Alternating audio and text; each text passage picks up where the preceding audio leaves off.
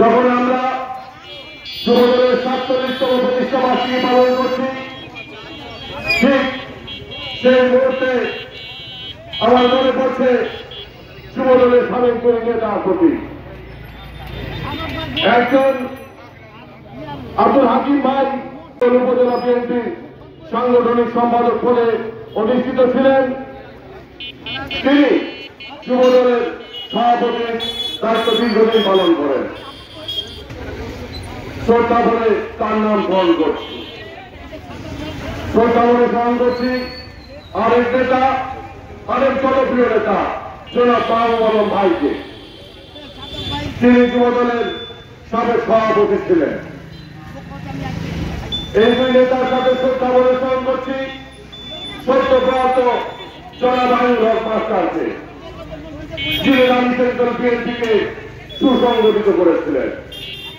সংগ্রামী বন্ধুগণ, আর যখন আমরা এখানে দাঁড়িয়ে কথা বলছি, আমরা শ্রদ্ধা বলে স্মরণ করছি যাদের জন্য আজকে মুক্ত বাতাসে কথা বলতে পারছি, মুক্ত মঞ্চে দাঁড়িয়ে কথা বলতে পারছি, সেই জুলাই শহীদদের প্রতি।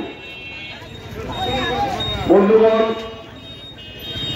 আজকের যে আন্দোলন সংগ্রামের মধ্য দিয়ে আমরা একটি বৈষম্যহীন বাংলাদেশের স্বপ্ন দেখেছিলাম, যে বৈষম্যহীন বাংলাদেশ প্রতিষ্ঠার স্বপ্ন দেখেছিলাম, আজ কিছু কিছু মানুষ, কিছু কিছু দল তারা মনে করছে যেটা শুধু তাদের জন্যই হয়েছে।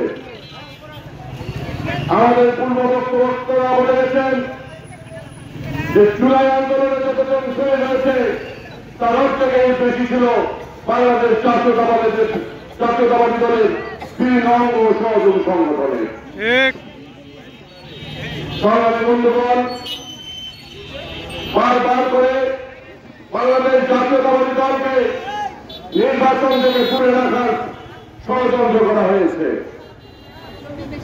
আওয়ামী লীগ সরকার দীর্ঘ 70 বছর আন্দোলন করে গেছে, সংগ্রাম করে গেছে শুধু বাংলাদেশ জাতীয়তাবাদী দলকে নির্বাচন থেকে দূরে রাখতে। তারা সফল হয়েছিল। তার পরিণতি কি হয়েছিল? তার পরিণতি অত্যন্ত ভয়ঙ্কর ছিল। এদেশের বাংলাদেশের জনগণের তীব্র আন্দোলনের মধ্য দিয়ে শেখ হাসিনাকে, ফ্যাসিস্ট সরকারকে এদেশ থেকে পালায় যেতে বাধ্য হয়েছিল। বন্ধুগণ, আবার আরেকটি দল, আবার তারা ষড়যন্ত্র করছে বিভিন্ন পদ্ধতির নামে, তারা আবার বিএনপিকে নির্বাচন থেকে দূরে রাখার ভয় তারা করছে। এদেশে যতদিন জাতীয়তাবাদ আছে, যতদিন জাতীয়তাবাদীরা রয়েছে, ততদিন পর্যন্ত কোন ষড়যন্ত্রের আর কাজে লাগবে না। বন্ধুগণ, আমি নেতৃত্বে বলতে চাই, আগামী নির্বাচনে বাংলাদেশ জাতীয়তাবাদী দল 300 আসনের মধ্যে 300 আসনে বিজয় লাভ করে সরকার গঠন করবে ইনশাআল্লাহ।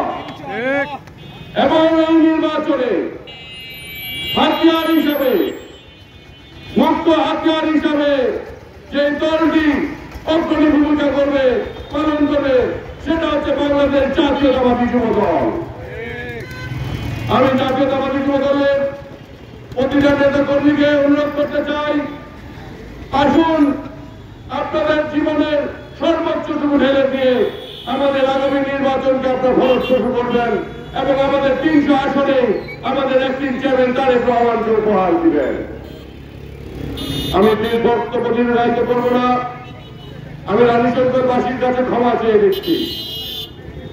আজকের এই পথসভায় এই সভা করতে যায় আপনাদের অনেক কষ্ট হয়েছে, এই জন্য আমরা আন্তরিক দুঃখ প্রকাশ করছি। আমরা আগামীতে চেষ্টা করব যে এরকম দুর্ভোগ আপনাদের যেন আর না হয়।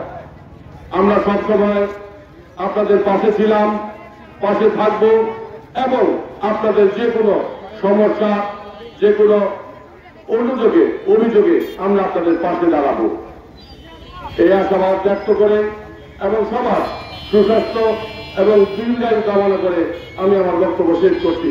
সবাইকে ধন্যবাদ। বাংলাদেশ জাতীয়তাবাদী দল জিন্দাবাদ। শহীদ জিয়া অমর হোক, দেশ নেত্রী খালেদা জিয়া জিন্দাবাদ, তারুণ্যের অহংকার তারেক রহমান জিন্দাবাদ, আপনার আমার নেতা, প্রিয় নেতা মির্জা ফখরুল ইসলাম আলমগীর জিন্দাবাদ। আমার আজকের জাতীয়তাবাদী যুব দলের জন্মদিন শুভ হোক। বাংলাদেশ জাতীয়তাবাদী যুব দল জিন্দাবাদ। সবাইকে আসসালামু আলাইকুম, আদাব।